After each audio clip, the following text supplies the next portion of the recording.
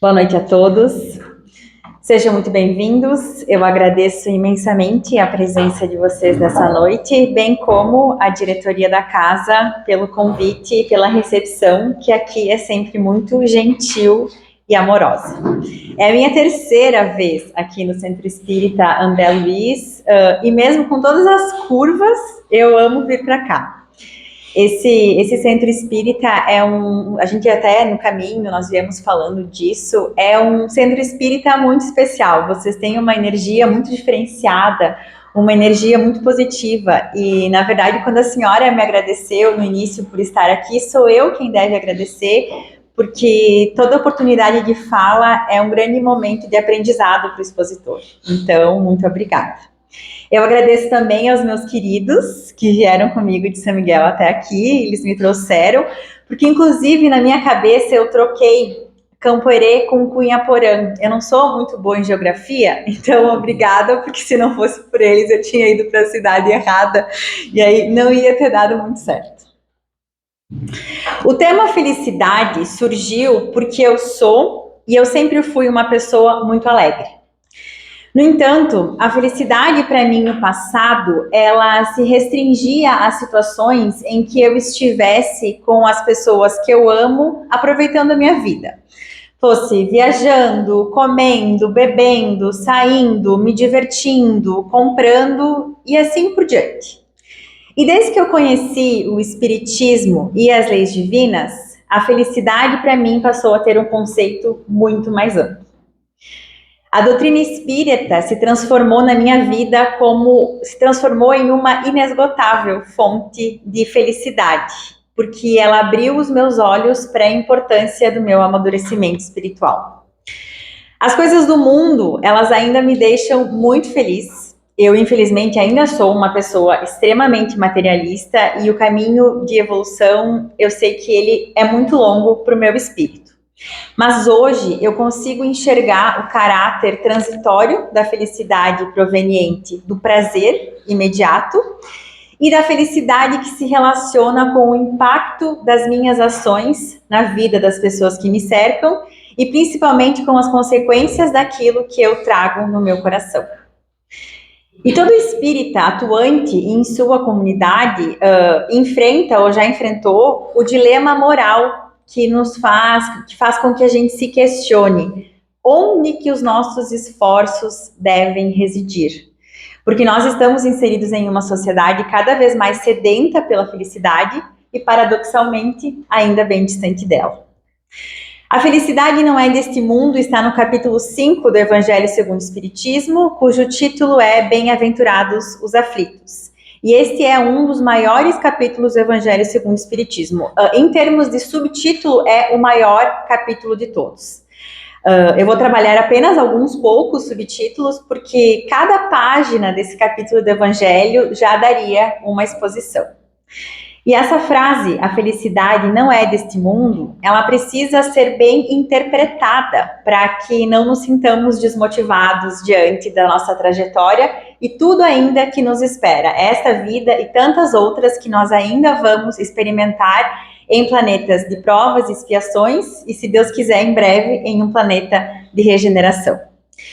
Qualquer pessoa com o mínimo de discernimento e que seja capaz de observar, além das próprias experiências, a vida no planeta Terra, vai perceber que o nosso mundo ainda é um lugar repleto de dor e de sofrimento e as intempéries da nossa jornada com frequência nos deixam frustrados e desmotivados e desanimados. O ser humano, ele é imediatista e ele geralmente tem nenhuma ou baixíssima tolerância à dor e à decepção.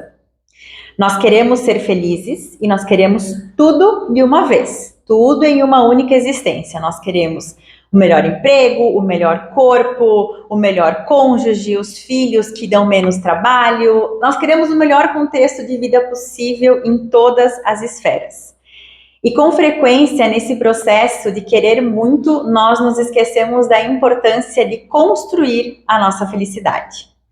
É com muita facilidade que a gente se perde nos nossos vícios, sejam eles quais forem, nos prazeres materiais desmedidos, e nós centramos a nossa felicidade exclusivamente em torno de nós mesmos, para que nós nos sintamos, então, felizes.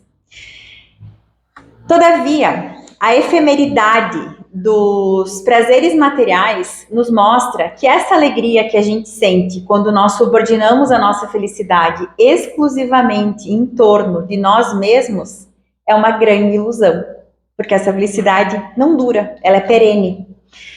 E o mais curioso é que se por um lado nós temos uma facilidade gigante de nos perdermos nos chamados prazeres da carne, por outro lado, nós temos muita dificuldade em nos perdermos do outro lado, que é nos perder na caridade, no aprendizado, no aprimoramento moral, no perdão, na reforma íntima. Do outro lado, a gente não se perde muito, a gente se perde mais no lado da porta larga, né? Porque é a porta larga, então, assim, é mais fácil passar por ela do que recorrer à porta estreita da parábola de Mateus. E aí a vida, perfeita naquilo que deve ser, vem e nos arrebata com acontecimentos que nos fazem sofrer e nos deixam tristes, frustrados, para que a gente retome o caminho correto. Porque a vida, ela é perfeita naquilo que ela deve ser e não necessariamente naquilo que nós esperamos que ela seja. E aí a vida vem e nos coloca de volta no caminho correto.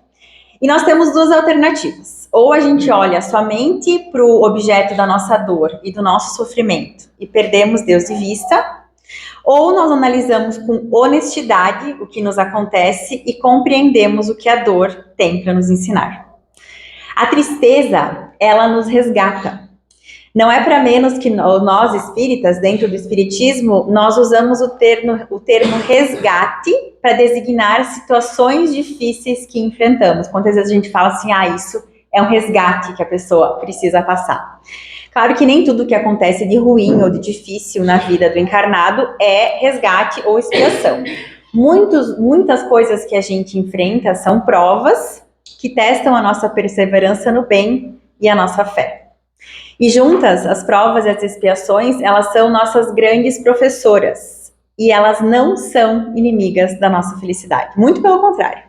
Eu não quero de forma alguma romantizar o sofrimento, ninguém gosta de sofrer, mas no estágio evolutivo em que a gente se encontra, é impossível nós sermos plenamente felizes se nós não soubermos aprender com a dor.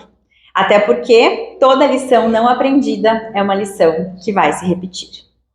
E esse aprendizado tem muito a ver com confiança, porque é muito fácil nós confiarmos em Deus quando tudo dá certo e acontece conforme nós planejamos. Quando tudo acontece de acordo com um roteiro que a gente planejou para nós mesmos. A dor coloca a nossa fé em prova porque não é tão simples confiar em Deus quando tudo sai ao contrário do que a gente gostaria. E aqui eu falo de acontecimentos em todas as dimensões, sejam eles pequenos ou grandes. Mas são nos momentos mais desafiadores da nossa existência que nós mais devemos estreitar os laços de amor que nós partilhamos com o Pai, porque esses laços nunca se rompem. Felicidade é a grande busca da humanidade. Não importa através do que, seja através da virtude ou de caminhos duvidosos, o homem quer ser feliz. Por piores ou melhores que sejam as escolhas de cada indivíduo, por mais materialistas ou morais que elas sejam, as escolhas do homem se baseiam naquilo que ele acredita que o levará a um estado permanente de contentamento e de satisfação. Mas o estado permanente de felicidade no momento evolutivo em que a gente se encontra não existe. Não existe em nenhuma hipótese. Até porque não faria sentido o ser humano ser 100% feliz, uma vez que nós não temos esse merecimento. Prova disso é que estamos reencarnados em um planeta de provas e expiações. Seria um contrassenso da justiça divina se nós fôssemos abençoados com alegria total, com o júbilo do despertar ao adormecer diante de todos os nossos débitos, porque nós somos devedores. Mesmo assim, é perfeitamente possível sermos felizes nesse mundo de provas e expiações. Mas ser feliz é uma escolha individual, nunca coletiva. E é uma escolha que dá trabalho. Quando eu digo que ser feliz dá trabalho, é porque, para nós, seres ainda bem imperfeitos, a felicidade plena é uma conquista mais demorada. Nós, espíritas, partimos do princípio de que somos espíritos imortais e de que vivemos inúmeras encarnações. Fomos criados neutros, com igual propensão para o bem e para o mal. E a nossa trajetória é puramente meritocrática. E aqui a gente fala meritocracia de verdade, porque todos, do princípio, partiram exatamente do mesmo ponto. E a partir daí entra o que chamamos de livre-arbítrio, entra em vigência o livre-arbítrio de cada um. Mas não é porque a felicidade não pode ser plena que ela não deva existir. E são as nossas escolhas, as ferramentas que nos conduzem pelo caminho da felicidade. A vida é a arte de bem escolher, e por isso consiste todos os dias em inúmeras decisões a serem tomadas. O fato é que nós, cada um de nós aqui nessa sala, é responsável por sua existência. Consciente ou não, gostando ou não, confortável ou não com esta constatação.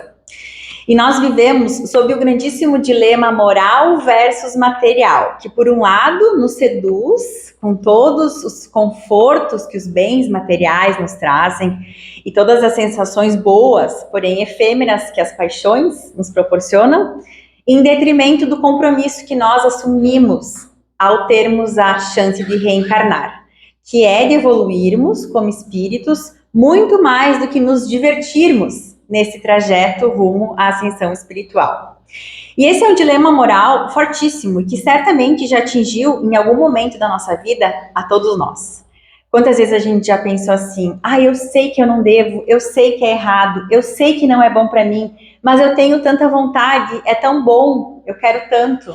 E a gente fica nesse jogo entre o que a gente quer e o que a gente deve fazer. O autor do livro Felicidade em Tempos de Crise é um livro ótimo do espírita Gerry Almeida. Ele explica que o grande desafio do ser humano é administrar as suas paixões, impulsos, desejos e sentimentos. E que isso é uma tarefa que não pode ser transferida a ninguém. Como falamos, ser feliz dá trabalho e depende só de cada um. E para aprofundar um pouco mais sobre isso, que bom que só depende da gente. Imagina se ser feliz dependesse, se para eu ser feliz dependesse de uma outra pessoa. Imaginem se a nossa felicidade fosse exclusivamente condicionada à ação de terceiros, à presença de pessoas na nossa vida, ao amor dos outros, à nossa saúde, ou até mesmo tudo que a gente construiu ou quer construir de material. Quando eu falo da saúde, eu digo, é muito bom ter saúde e nós temos que batalhar para conquistar a nossa saúde. Mas se a nossa felicidade depende da nossa independência física, por exemplo, e acontece alguma coisa que nos tira essa independência, nós seremos então infelizes? Tudo que é alheio a nós pode nos ser tirado. Infelizmente, não existe nenhuma garantia que as pessoas que nós amamos vão estar para sempre do nosso lado fisicamente, ou que nós sempre teremos saúde ou recursos para viver de uma forma confortável. A impermanência da vida, as incertezas da vida, é justamente o que tornam a vida calorosa, mas assustadora, segura, mas incerta, bela, mas arrebatadora. Então, a sabedoria divina confere a cada um de nós a capacidade individual de conquistarmos uma felicidade que pode não ser plena, mas pode ser de verdade. E é uma felicidade que nem a impermanência da vida pode levar embora. E quem disse que algo, para ser de verdade, precisa ser visto o tempo todo? Quantos fenômenos da natureza são periódicos e mesmo assim nós temos a certeza que existem? Não passamos esses dias por um período de chuvas e chuvas e chuvas? Nós sabíamos que a chuva ia passar e que o sol iria voltar a brilhar. Eu posso não estar alegre neste momento, mas isso não faz de mim uma pessoa infeliz. A existência na Terra, ela é um compromisso e não uma colônia de férias. A felicidade, ela precisa estar principalmente nos momentos de trabalho e de dever, porque a vida não é um mero acidente biológico. Em geral, nós trabalhamos, quem falou A Vida Não é um Mero Acidente Biológico, se não me engano, é Haroldo Dutra Dias no livro Despertar, que é um livro magnífico, super fácil de ler, que dá uma injeção de ânimo para a gente seguir a nossa jornada terrena. Em geral, nós trabalhamos 12 meses no ano para termos um mês de férias, né? Essa é a regra, balizando assim pela maioria das pessoas. E essa deveria ser a analogia mais fácil para nós entendermos a dinâmica da vida, cuja primeira premissa é: não reencarnamos a passeio. Nós estamos aqui em um convite ao trabalho e ao nosso próprio melhoramento. E isso acontece quando nós ajudamos os demais. Somos sempre os principais beneficiados. A luz que nós acendemos no caminho de alguém ilumina primeiro os nossos próprios passos. Toda boa ação é como um perfume que a gente passa em alguém, mas cujo cheiro fica em nós. Por isso que nós devemos aprender a ser felizes no percurso e não condicionar a nossa felicidade somente aos nossos momentos de prazer e satisfação pessoal e tudo aquilo que a gente não possui de verdade. Precisamos, o quanto antes, entendermos que nós só possuímos aquilo que é nosso internamente. E apenas isso não pode ser tirado de nós. Nosso conhecimento, nossa evolução espiritual, nosso otimismo, nossas virtudes, nossa disposição em ajudar e tantos outros valores que não são palpáveis, não são materiais. É disso que a felicidade verdadeira depende. Todo o resto é um complemento. A felicidade, ela não mora no estar. A felicidade mora no ser. E o que nós podemos estar? Então vamos fazer um exercício. Nós podemos estar bonitos, podemos estar saudáveis, podemos estar ricos, podemos estar empregados, podemos estar com uma família, estarmos no emprego dos sonhos, estarmos viajando, estarmos nos divertindo. Tudo isso nós podemos estar. Entretanto, nada disso que eu falei é inerente ao ser. Nós não sabemos o dia de amanhã. Tudo pode mudar, como a gente falou antes, na impermanência da vida. O que nós podemos fazer é semear a boa semeadura para que a nossa colheita, para que esses estares na nossa vida sejam aquilo que a gente deseja. E o que é o ser? O ser tem a ver apenas com o que somos, com o que é internamente. Nossa bondade, sermos bons, sermos generosos, sermos gentis, sermos pacienciosos, sermos mansos, sermos resilientes, indulgentes, caridosos, benevolentes e assim por diante. E aí, conforme eu vou escrevendo essa lista de virtudes, ela é tão longa e a gente vai olhando, meu Deus, como a lista é grande para a gente desenvolver, né? Chega até a dar um medinho do quanto falta ainda. Mas, enfim, na medida que nós vamos nos tornando mais puros e desenvolvendo essas virtudes, nós, enfim, percebemos que a felicidade não tem a ver com grandes acontecimentos. A felicidade, ela reside no ordinário, na pureza e na simplicidade do dia a dia. Porque, senão, ela estaria disponível somente às pessoas que têm recursos, ou que têm liberdade, ou que têm saúde, ou que têm meios para isso. E isso seria questionar a misericórdia divina, que estaria assegurando apenas a algumas pessoas o direito de ser, o privilégio de serem felizes. O estoicismo, uma filosofia grega bastante interessante, contribuiu muito para esse pensamento, para esse tema, fazendo um convite à conduta ética e à aceitação daquilo que não nos compete mudar. Ainda, o segredo da felicidade, segundo os estoicos, consiste em possuir apenas as coisas que a sorte não pode tirar de nós. E essas coisas se resumem a ter um bom caráter pautado em valores morais. Tendo um bom caráter, então, segundo os estoicos, o homem se protegeria da infelicidade. E já que falamos nela, infelicidade, eita que a gente confunde o que é ser infeliz e estar triste com o que é infelicidade de verdade, nessa urgência que nós temos de estarmos sempre bem. Principalmente numa época em que as redes sociais são tão latentes e nós estamos sempre num processo de comparação com a vida dos outros. Infelicidade não é perder o que nós possuímos por fora.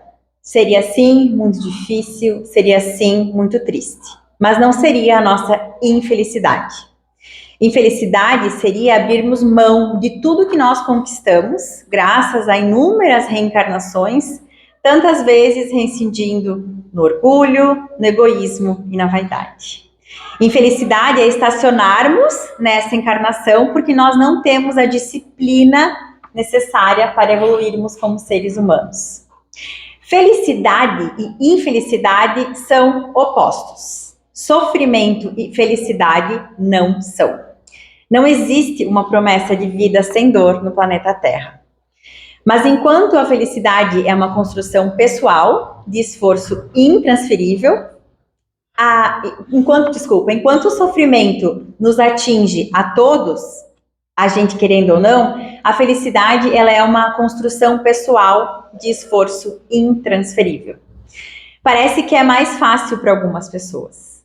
E de fato, é sim, é mais fácil para algumas pessoas. Mas não porque Deus gosta mais de umas pessoas e menos das outras pessoas. Isso não tem absolutamente nada a ver. Pode ser mais fácil para alguns porque nós estamos em níveis evolutivos diferentes uns dos outros. E as provas e as expiações que nos visitam, elas não são proporcionais aos demais, e sim proporcionais às nossas forças nessa existência e ao nosso próprio merecimento. Por isso, é tão importante nós sempre termos a pluralidade das existências em perspectiva. Senão fica realmente fácil achar que Deus tem os seus preferidos, o que seria negar a perfeição e a misericórdia divina. Quando nós comparamos a nossa vida à vida das outras pessoas, nós podemos nos sentir extremamente injustiçados ou extremamente beneficiados, quando a gente se compara com os outros. E a comparação, ela não pode ser com os outros, e sim com a gente e com a nossa própria trajetória. E muito se ouve também reclamações das pessoas que falam assim: ai, do que adianta eu ser uma pessoa boa e correta? Ai, eu faço tudo certo, eu ando, eu danço conforme a música, eu não faço nada de errado, e eu só me ferro. E fulano lá é uma pessoa horrorosa, e olha lá, se dá bem e dá feliz. Primeiro, que decidir quem é horroroso ou não, nem é nosso trabalho, né? Então, assim, a primeira coisa que a gente tem que tentar parar de fazer é essa acepção de pessoas. Decidir quem é horroroso ou não, quem é merecedor ou não, não nos cabe. E será que alguém que prejudica os outros é feliz mesmo? Nós, que já temos consciência e intimidade com as leis divinas, nós realmente acreditamos que é possível ser feliz quando nós não nos preocupamos com os demais e agimos incorretamente? No filme Deus Não Está Morto, no primeiro filme, que tem dois, mas essa cena que eu vou citar é no filme 1, em uma cena, um homem cujas escolhas de vida tinham sido puramente egoístas, ele questiona a própria mãe, que está acamada e com demência, presa num quarto. E ele diz assim: mãe, você é a melhor pessoa que eu conheço, a pessoa mais generosa, a pessoa mais bondosa, e você está aí desse jeito. E eu sou a pessoa mais cruel, e eu estou feliz e vivendo muito bem. E ela, mesmo muito doente, mesmo num estágio de demência, ela tem um momento de extrema lucidez, ela fixa o olhar e ela fala assim: muitas vezes o diabo deixa as pessoas viverem uma vida sem problemas porque não quer que elas recorram a Deus. E o pecado dessas pessoas é como uma cadeia, mas uma cadeia onde tudo é lindo, abundante e confortável, para que elas não sintam a necessidade de sair, mesmo com a porta da cadeia aberta. Aí um dia o tempo dessas pessoas se esgota e a porta da cela se fecha. Elas enfim percebem que estão presas, mas é tarde demais para sair dali. É muito fácil a gente interpretar essa cena. Quando ela fala que é uma cadeia onde tudo é lindo, abundante e confortável, ela quer dizer que é bem mais fácil viver no excesso, no egoísmo, sem precisar se preocupar com os outros, sem precisar dividir, sem termos responsabilidade, consumindo, bebendo, comendo, fazendo tudo o que a gente quer, se entregando ao prazer desmedido. É muito mais fácil. E o diabo, que aqui nós entendemos como espíritos inferiores e sofredores que tentam induzir as pessoas ao mal e fazer com que elas permaneçam no mal, não quer mesmo que as pessoas saiam dessa existência de pecados e busquem a Deus, porque buscar a Deus faria essas pessoas despertar. E quando ela diz que a porta da cela está aberta, essa cela com a porta aberta, essa metáfora significa o Evangelho de Jesus. A qualquer momento, todos nós podemos sair dessa cela e nos entregarmos a Deus, ao trabalho, ao serviço e buscarmos uma vida correta, honesta, pautada nos valores morais. Mas como ela disse, as pessoas acham que estão livres quando na verdade estão presas. E quando elas percebem que essa liberdade, essa vida de excessos e de conforto extremo é uma ilusão, é tarde demais. Graças à misericórdia divina, é tarde demais na atual existência, porque sempre haverá outras oportunidades de redenção. No entanto, na próxima vida, talvez não seja tão fácil. Tem várias crônicas, várias cartas no livro, várias mensagens, é o termo mais correto que eu posso utilizar, no livro O Céu e o Inferno, que é uma das 5 obras básicas de Allan Kardec. E muitos espíritos relatam a perda de tempo, como eles gostariam poder ter aproveitado melhor o tempo, poder ter aproveitado melhor a oportunidade da vida, como eles se perderam e eles gostariam de poder voltar atrás. E continuando sobre essa cena do filme, essa mãe, ela também fala sobre a ilusão das pessoas acharem que podem esconder as maldades que fazem. E ela cita um trecho de Hebreus do Novo Testamento que diz: tudo está descoberto e exposto diante dos olhos daquele a quem devemos prestar contas. Ou seja, as pessoas até podem sair ilesas na atual encarnação se elas conseguem esconder o mal que elas fazem dos homens, mas elas jamais conseguirão esconder o mal de Deus. Então, sempre, em todas as situações, vale a pena nós fazermos a coisa certa. A gente nunca se arrepende de fazer a coisa certa. Pelo contrário, a gente se arrepende de fazer a coisa errada. Quando a gente faz a coisa errada, aí que a gente se arrepende. E aí eu cito um trecho de um outro livro que eu li, não é um livro espírita, mas tem uma passagem muito interessante, em que um homem está relatando para um amigo como foram os últimos meses de vida da sua ex-mulher, que adoecera gravemente por uma situação causada por ele. Então ele colocou a mão na consciência e decide voltar para a cidade onde a ex-esposa está, onde eles moraram juntos. E ele fica com ela, morando com ela e cuidando dela durante todos os últimos meses da vida dela, até ela morrer. E ele contando para o amigo como havia sido, ele diz assim: tivemos dias bons e felizes, e dias ruins e infelizes. Se bem que você nunca pode chamar de ruim ou infeliz um dia em que você está fazendo a coisa certa. E aí, algumas pessoas são realmente mais felizes que as outras porque se esforçam ou se esforçaram muito para isso. E o hoje delas é o resultado de muitos ontens, batalhados na seara do bem e do amor. Já disse Emmanuel, o ontem fala muito mais alto do que podemos admitir no tempo que chamamos de hoje. E muitas vezes as pessoas mais genuinamente alegres são as que passaram pelos piores momentos. Então elas têm uma noção mais assertiva, mais verdadeira do que é a dimensão da dor. E nós estamos em níveis evolutivos diferentes, como nós falamos ontem. Se hoje eu estou mais feliz do que vocês, não significa que amanhã não será o inverso. Porque a felicidade, ela não é um absoluto, ela é um processo em movimento. Um equilíbrio entre a vida que nós queremos levar com a vida que nós devemos levar. Até o momento em que a vida que nós devemos levar seja exatamente a vida que a gente quer. E a felicidade, ela requer que nós saibamos olhar para dentro, porque é aqui no nosso coração, na nossa mente que a felicidade está. Mas nós somos tão imediatistas e iludidos em relação à felicidade que nós não fazemos esse exercício. Kardec diz no capítulo 5, a verdade é que o homem foge de tudo que lhe exige esforço e aprimoramento. Quando nós colocamos a nossa felicidade em perspectiva e conjecturamos sobre a vida, a gente pensa assim, eu vou ser feliz quando eu tiver, quando isso, quando aquilo. A gente nunca faz o contrário, né? E se a gente perdesse? E se a gente acordasse amanhã só com as coisas que nós agradecemos hoje? Com o que a gente vai acordar? Nós queremos tudo agora porque nós nos perdemos nessa falsa ideia de que a vida é uma só. E aí, com frequência, nós não nos relacionamos com aquilo que a gente tem. Nós nos relacionamos com aquilo que nos falta. E por isso, a gente fica insatisfeito. Tá, mas então, Caris, falou, e aí? Se a felicidade não está nas coisas, a gente só deve se dedicar, então, para aquilo que é do espírito? É isso que Deus quer da gente? É evidente que não.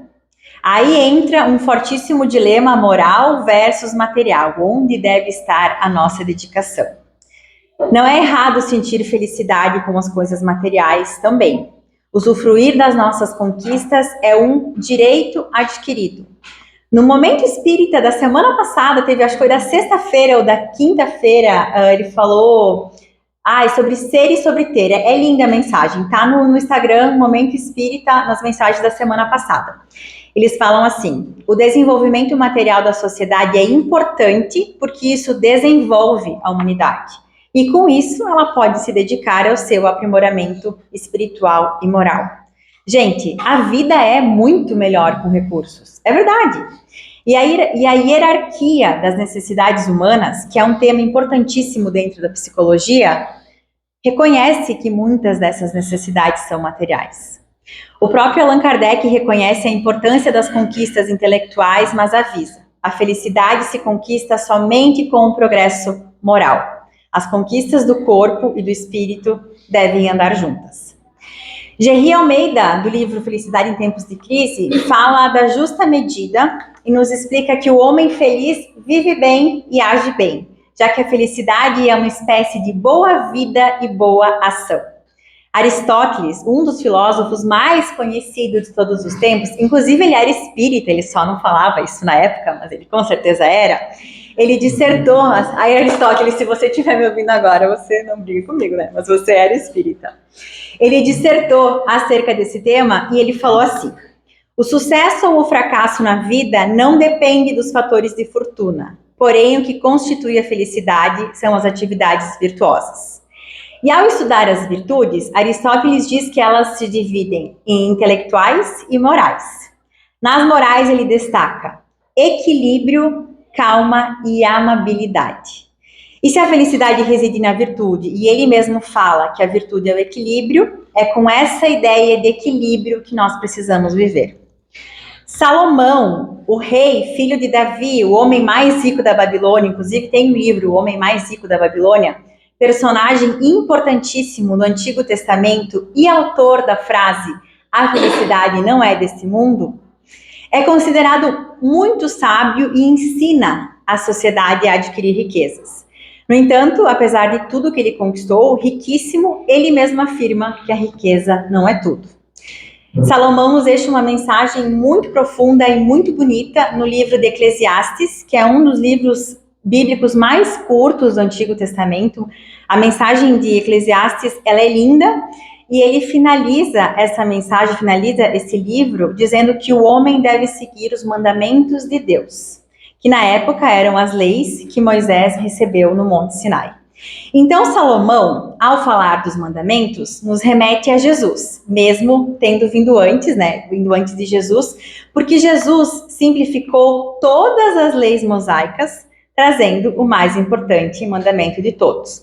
Tenho certeza que todo mundo já está cansado de ouvir esse trecho de Mateus, que já está assim grudado na nossa mente, mas ele precisa porque ele é o mais importante de todos. Está em Mateus, no Novo Testamento, Mateus, que é o primeiro livro do Novo Testamento, em que Jesus é questionado. Mestre, qual o maior mandamento da lei? E Jesus respondeu, amar a Deus de todo o seu coração, de toda a sua alma, com todo o seu entendimento. E o segundo, semelhante a este, é amar teu próximo como a ti mesmo. Estes 2 mandamentos contêm toda a lei. Seguir os ensinamentos de Jesus é o melhor caminho para quem quer ser feliz. E Jesus nunca nos prometeu uma felicidade superficial que será conquistada sem esforços. Ele nos prometeu uma felicidade eterna, desde que nós seguíssemos o que ele nos ensinou. E Jesus complementa em João capítulo 8: conheça a verdade e a verdade vos libertará. Nós já conhecemos a verdade. Deixar que essa verdade entre em nossos corações e passe a conduzir os nossos atos, as nossas palavras e os nossos sentimentos é apenas uma questão de escolha. Então, para finalizar, Caris, o que você acha que é a felicidade depois dessa sua pesquisa? Felicidade, no meu entendimento, porque é difícil para o expositor, a gente faz uma pesquisa e a gente transmite o que a gente estudou. Nós não somos autores de absolutamente nada. A gente é um baita de um plagiador, que a gente pega o conteúdo que está no Evangelho e vem e passa para as pessoas. Mas, ao fazer essa pesquisa, eu reuni algumas ideias do que eu acredito que seja felicidade e eu quero compartilhar com vocês. Felicidade é estarmos em comunhão com Deus, ao seguirmos as leis divinas. Felicidade é sermos hoje moralmente melhores do que fomos ontem. Felicidade é dever cumprido, ao fazermos o que nos cabe, cumprindo com as nossas responsabilidades. Felicidade é equilíbrio na nossa vida material, sabendo que precisamos dividir o que temos com pessoas que têm menos do que nós. Felicidade é a consciência em paz.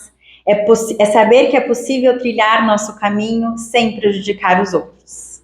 Felicidade é a certeza que a nossa vida tem significado e que essa existência não está passando em vão. E nesse sentido, felicidade é facilitar a vida dos outros, é perdoar, é reparar os nossos erros através do amor, é agir com responsabilidade e comprometimento. Felicidade é percorrer o caminho do bem. Felicidade é a liberdade que nós temos de poder escolher percorrer o caminho do bem.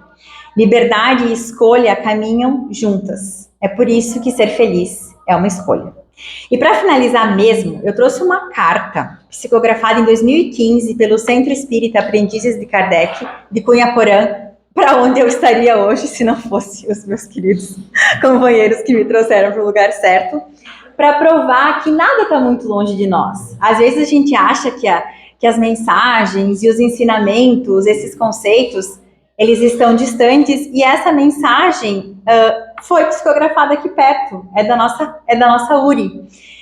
Nenhuma fórmula mágica está distante e inalcançável. Tudo aquilo que nós precisamos para sermos felizes já está à nossa inteira disposição. Já recebemos de Deus tudo o que nós precisamos quando Ele nos enviou Jesus. Dia a dia nós somos chamados ao serviço fraternal. Todos os dias somos convocados ao serviço do bem em prol do nosso semelhante. E por esse motivo somos essenciais na propagação da mensagem do Evangelho de Jesus, através das nossas ações diárias. Ser verdadeiro e correto, ser paciencioso e calmo, ser correto no agir e no pensar, ser cuidadoso ao falar, evitando a grosseria, ser íntegro e verdadeiro. O universo, em sua abundância, com toda a sua energia divina, conspira para que sejamos felizes, espíritos de bem, espíritos comprometidos com a evolução planetária. Sejamos engajados e proativos nesse objetivo que é meu, seu e de toda a humanidade. Então eu agradeço muito a oportunidade e espero que todos vocês sejam ainda mais felizes e que a busca da felicidade esteja simplificada depois do nosso estudo de hoje. Muito obrigada.